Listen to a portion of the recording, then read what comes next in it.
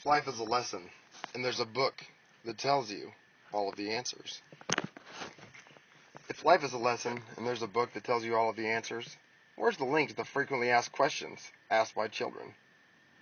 Why is there not a website as well as a book? Does God not have the internet? If this book was actually written by the creator of the universe, why then do some not get to see it at all? And many that see it gain no understanding or meaning from it. Millions of humans never get a chance to breathe the air of this planet. They're murdered or executed before seeing their mother's face. Those that believe in this book differ greatly on what it says the answers are. How then are we to decide what is to be believed? If not for our sake, then for our children's, we must demand answers of our Creator. Some people get this book and think that it tells you how to conduct your life and contains the secret to eternal happiness and salvation. I agree that to some of us this book is a way of life, but it cannot be life itself, since it is not a sentient being or a life force of its own. Why do some people poop on this book's cover, or use it as joint papers? Is that not blasphemy? How is it that others live wonderful lives based on its teachings? You could probably have the stupidest ideas and believe this book makes you happy, and still be unhappy or depressed often by the crimes against our fellow human beings across the globe. While it may bring some people happiness, it also brings much pain to those who truly wish to find peace. When was the last time you saw a happy animal on its way to the slaughterhouse? Are we as sheep so happy, or are we looking for salvation? No, sheep are used for wool and meat. We eat their babies. We call them lamb chops. We love to eat baby sheep since they taste much better than the old ones. So why then are babies killed at birth or while still inside the protective cover of its mother's flesh, and they're human beings? Who are these people that have plans to extinguish the life of a helpless baby? If God has a plan, he better not have been planning on abortions and Planned Parenthood with their eugenical ideas, with their tendency towards eugenics, with their desire to stop the poor and meek from with their desire to stop the poor and the meek from having children. They're trying to create a super race of humans. We had the entire span of time to think about this. So why then did you not? God had the entire span of time to think about babies being put to death. I just hope I don't hold any of the blame, and if I do, I pray for his forgiveness. I don't want to believe in a God that predestined me to a life of misery and despair, trapped by my situation and dislike for my abilities and intelligence. Was it for a reason that I was given the gifts I've been blessed with, or are they all for naught? What is the reason? How? Was it to show me that I'm broken, that I'm damaged goods, that I'm a sinner, that I'm evil? I realize that we as human beings do not have all the answers, and that even the best of us can do the worst of things on accident, or out of ignorance or negligence. I'm not saying any human was, or ever will be the best at anything, but it was pretty good. I was pretty good at killing people and making them cry in an online virtual battlefield. Yet I now strive to always do good, not evil. Knowing that we are not good all of the time, but can do good most of the time, brings many of us a sense of relief. We don't strive to teach people how to spread the news of God, and believe that this news involves worshiping a man that was God, a God-man, a Roman God-man. No matter how good this God-man may seem, we can't believe it. Looking at our Roman and Egyptian history, you would think that the story of Jesus wasn't new, and maybe it isn't. Our Jesus may just be the only one that the Catholic Church allowed to be taught. Is this all just a mix-up? Did God really say to believe in a book written by the hand of men, or die, only to be raised again to destruction and torment in a lake of fire by him? Or does this sound like something a twisted human would come up with to scare the ignorant and loyal masses? Is it? If you do wrong, face the consequences. God's forgiveness evidently has limits, and we must do our part by believing in a story given to us by the inbred King of England to read in English. Are we simply supposed to accept Jesus as our Lord and Savior, and this alone gets us God's forgiveness? Why must we believe in a book in order for God to know that we're forgiven? This book evidently is needed in order to avoid eternal punishment or destruction in hell. That is, unless you're a Jew. Did God make a mistake, or have we as humans made a mistake? I hope he really didn't mean that he wanted me to be unable to get into heaven simply because of my learned belief system or a problem with my upbringing. The Bible says do wrong and face the consequences, whatever that might be. I trust in the mercy of God and hope that he is more just than those who wish us to believe. I trust in the mercy of God and that he is more merciful than those who teach his lessons. That doesn't sound right. We are all going to be forgiven. Whether or not we accept this forgiveness or not is the issue. Maybe we get a chance to repent at our trial in heaven for the wrongs we've done and the people we've hurt. I'm not saying I'm right, but at least I'm telling you the truth about the way I see it. I may be a flawed creature, made in the image of God, but I believe that God forgives you, and you just got to accept it and move on. He forgave us through killing himself in the form of a man. There was a God long before a burning bush talked to Moses, and there will be a God long after we're gone from here forever. Why are we worshiping a book and not God? We trust this book, not God. Because of this, our logic and reasoning is somewhat flawed, and those we could help are outcasted by our churches for not believing correctly. If I had to break it down in 3 words, they'd be these 3 words. Love thy neighbor. The entire Bible's explained right there. If we all loved our neighbors and considered the world a neighborhood, we may yet have a chance to stop these terrible men from completing their attempt at world domination in Armageddon.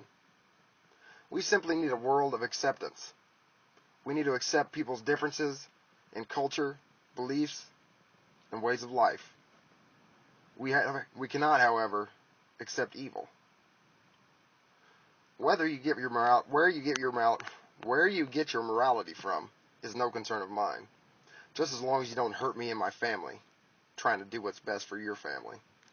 I cannot protect my family from everything that could harm them, especially since we as Christians are in the habit of condemning people different than ourselves to prison and to hell. A good fundamentalist Christian actually believes that nearly all humans, including those from history, are in hell right now, are waiting in line for the judgment of God. And they'll soon be there. Less than 1% of Christians actually qualify for heaven biblically, in my opinion. If you actually believe the entire Bible, literally or figuratively, then the Bible is the object of your Christian worship. The Bible is Jesus, and Jesus is the Word. The Word was God, and it was with God, so God was a Word. And words are God? I'm confused. I think the Vatican likes it this way. After all, the Catholic Church is the only real church, right? Where real Christians must attend in order to be allowed into heaven because they believe the right thing. The exclusivity of it all boggles my mind. Are those select few that make it into heaven going to be cheering as the rest of us are tormented for all of eternity? Sitting on the sidelines, watching us being destroyed, and clapping? Will they clap when we're pronounced guilty and sentenced to life in hell? What the hell is actually being taught at these churches if that's what they believe? One thing's for certain, God does teach that we are sheep. And they all teach that God's sheep have to give them money and authority in order to do God's work. God uses these disgusting, manipulating thieves to conduct his business. God evidently wants us to provide megachurches with private jets, and by the Vatican another golden driveway. How depressing is the reality of the religion known as Christianity? Liars, thieves, manipulators, false teachers, false prophets. Are we really Christians? I hope not, but I think that's what we are. Most churches that are in power right now are pretty messed up. The statistics are no doubt disgusting to look at about how many churches there are in different sects of Christianity there are. If they could ever be found out, I don't care. Lucky for us, we have the Freedom from Information Act to protect our minds from the grim reality of past, present, and future Christianity and all of its gross statistics. How can we not see that the word and definition of the word brings up vomit? Christian. The fact that we actually still use this word Christian when referring to modern-day believers and ourselves astounds me. Stop allowing yourself to be defined as a Christian That is, unless you agree and forgive past Christian leaders for their crimes against humanity and back them because they back God. Americans are so ignorant of our history and the actual reality of current events that it's scary to even think of the world. And that you can't scary to even think of who. Wow. That is. Wow. Where'd it go? That is. Americans are so ignorant of history and the actual reality of current events that it's scary to even think of who in the world is actually blaming us for the slaughter of the brown-skinned people all over the planet, both present, past, and future. From Colombia to Iraq, the United States government is involved in multiple wars. We're committing terrible crimes, all in our name, as Christians and American citizens. All the while, we support it and condone these people. And we vote for these sociopaths and get them into power. We're allowing this to take place. It's happening under our watch. So powerful is the media of today that the lies and deception that are portrayed daily are actually believed by the majority of voters. When you vote for another evil inbred puppet that openly lies and divides our country against itself, you're saying that you agree with mass murder of countless people across the globe and are guilty of such crimes. The United States claims to be a free society, by the people and for the people. Yet it blatantly collapses other countries' economies and it causes instability in their area. Why in the name of democracy and justice are we doing this? Where's the justice in killing people halfway around the world that ride camels? Do you really think these camel-riding nomads are a credible threat to our existence and way of life? If so, then by all means, go to the borders of America and keep an eye out for this army of camel-riding men. Oh, just look for their turbans. Instead of waiting for an actual country to declare war on us, we declared war on anyone and everyone that is deemed a threat to our way of life. We simply give them the title terrorist, and we can put them away forever without a trial. If there was an actual terrorist force waging war across the planet, the number one terrorist nation would have to be us, the United States. How can this be, you ask? Well, if the number of slain foreigners were to be added up, which country do you think would have the highest body count per citizen? Hell, even count ourselves, killing each other. Surely not Afghanistan or Iraq. They wouldn't have numbers like ours. After all, we're the only country on the planet that launched nuclear attacks on two major metropolitan areas. We dropped nuclear bombs on civilians on purpose. A white Christian male thought he was the man, and he was president. And he did what he thought was right. He exterminated massive amounts of people. Are we really so naive that we don't want to learn the grim history of our country and the genocide of the Indians and the stealing of their land and the biological warfare that we waged upon them? Yeah, you can ignore the current status of our world security force, but it's not going to last for long. They're going to come home and they're going to think that we need to be secured, and our children will do too. Have we not had our fill of foreigner blood yet? Do we need to drink some of our own? When will we realize that we've all been lied to and brainwashed? So angry at ourselves, each other, and the world, we forget that we can actually stop this domination of the world. It is, after all, we, the American people, who elect and pay these evil men. Our tax dollars barely cover the minimum monthly payment of our war machine's bill, let alone the cost of re-election campaigns. By simply paying taxes, voting, joining the military, and being a part of this society, we've all done our part in the slaughter of at least 1 million civilians over the last 50 years. At least, by my estimation. Hitler himself would be proud to call himself an American right now. He would no doubt win the next election if he ran under a new name and face. This time, he would shout about 9/11 and the Muslims, since the Jews are now a protected group and are allowed to occupy the Holy Land and fight a holy war so that we brave Christians can go and see where their book came from and call it our own, to see where Jesus lived. The world is, was, and will be at war until we, the people of the United States, actually stop these men from killing in our name. If we can't stop them ourselves from terrorizing innocent people, how then shall we ever claim to be doing good? We shut our eyes to the truth, and it's not helping. No one's being helped by our ignorance. Why do you think these leaders of the United States government are actually scared? Are they scared? And if so, who are they scared of? Are they scared of Muslim terrorists riding camels? Or American citizens riding AK-47? Who do you think these leaders of the United States government are actually scared of? Muslim terrorists or American citizens like you and I?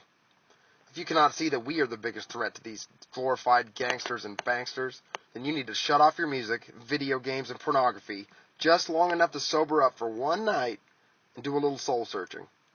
Why must we all be on drugs? Maybe it's because we know subconsciously that we are complacent to crimes perpetrated in our name and by our name, and with our guns and our weapons. Is this information age actually going to happen? I'm still waiting for this information to come through. Or will this age of darkness continue until its final destination in Armageddon? Will the Catholic Church get its wish and have another dark age? Perhaps, if you look at the youth of today. Let's talk about them and their constant desire for violence, gore, murder, and suicide. Do you not see that these drugs have destroyed our sense of hope and justice, and we're ruining these children's minds? We accept the things we can change, and focus on the things that are out of our control, such as our greed and envy. Did we really not see that the kids were listening to trance-inducing music, being hypnotized, brainwashed, and practicing killing with ever more realistic graphics, and citizens of the United States involved? Do you not understand that children should not be on drugs, let alone play these video games on drugs, these unknown pharmacological unknown substance? They have unknown and endless side effects. Trust me. Long-term, short-term, temporary, permanent. Call them what you will. We'll never know exactly the extent of the damages done to these children. I know a girl that started taking ADHD medication at age 3. Why would you give a kid that's age 3 any sort of stimulant? I don't care how messed up you think they are. That's just wrong. Maybe we should give our kids a line and have them just do a line of cocaine. Hey, just give them a joint to smoke. Give them a fucking beer. For some reason, your drug-addled brain has allowed men called doctors to experiment with the minds of your children and others. I hope it was simply laziness, misunderstanding, and ignorance that brought you to the decision of drugging and torturing young children's minds, putting them in a mental straitjacket, while allowing them to be programmed and hypnotized into believing who knows what. You gave up your parenthood in exchange for temporary relief and temporary instant gratification. So what, you think that's what your kids need too? Do they need temporary relief from the constant demands of you and your drug-addled mind? Chemical lobotomies come to mind when I think of the history of your childhood as well. Maybe that's what happened to you. Maybe you got through some electroshock therapy, and they took out a piece of your brain. I don't care what drug you have, will, and choose to take yourself, but that's your own decision, and you better be willing to accept the consequences of that decision, because it might go bad. Is it not too late to teach our children to have some self-control, some compassion, love, obedience, forgiveness? Mercy? You better teach these kids mercy, quick. Do it before they demand that you confess and surrender to those who only wish for more power and control, whoever that might be when these children come of age. Raising children is hard enough without assistance. So why do you not accept that it was we who allowed this to continue, and these crimes to take place under our very nose, for our children to be hurt on purpose? Stop denying this truth and admit that we are all to blame for the state of affairs, not only in this nation, but in those countries we claim to be helping and bringing democracy to. Stop these terrorists we call world leaders from taking any more of our freedoms and rights before it's too late. We're the last bastion of freedom on the planet if you want to believe what's told to you. We can still use our voices. We can use our legs, our arms, and our brains. We can use them well enough to stop contributing, at least, to this disgusting excuse for a group of leaders. Listen to that voice inside of your head that is doubting the story that Hollywood has created in this fantasy that you call reality. What we accept as truth is actually art. It's pure, unadulterated propaganda straight from the war machine. Fake to the core and empty inside. These robotic monkeys They look they look so stupid on the screen that they also almost seem convincing. But they're lying. They're lying to us. They want us to not vote for anyone. Hell, the celebrities are telling us not to vote at all. So next election, these confused and angry people that actually do vote will get their way, and another puppet will be worshipped at the altar of the President of the United States. Have no doubt that these men are merely actors, puppets, marionettes, zombies, and possibly vampires. Who knows? That seems more realistic than their sanity actually being tangible. They're empty vessels. They're merely the continuance of an underlying systemic disease that's eating away at our culture and our very souls. This addiction to pleasure and attention has brought us to our knees, both economically. This addiction to pleasure and attention has brought us to our knees. With both economically and mentally, we are bowing down to these filthy creatures. Let's get off these pills. Get off our backs. Get off our knees. Stop these powders from going up your nose. Stop poisoning yourself every day. Just because a doctor tells you to poison yourself doesn't mean you should. Stop closing your mind and open it. And open your heart. Open your heart to those that are dying and crying across the world. But they're not crying out to us for help. They're crying out to God.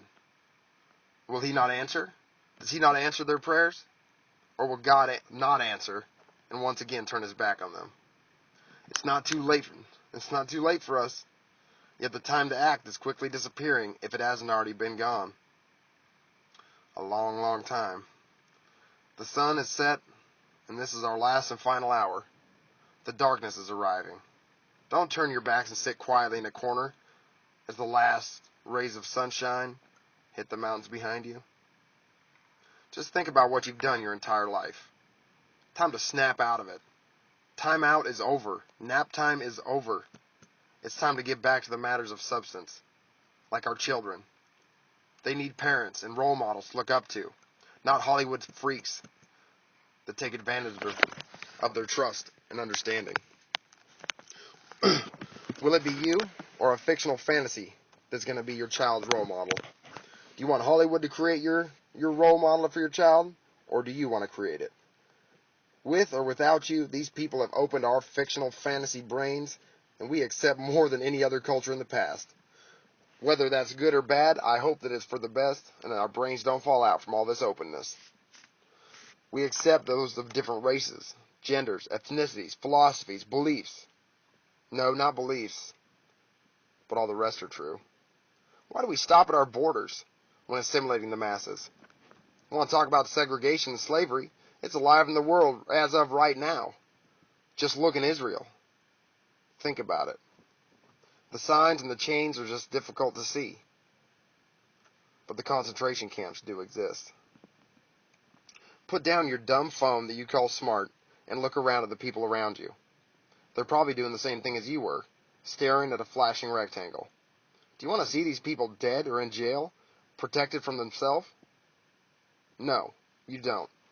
So then I suggest you take a step in the right direction by not choosing who to vote for yet. Don't talk about electability and Obama and Romney.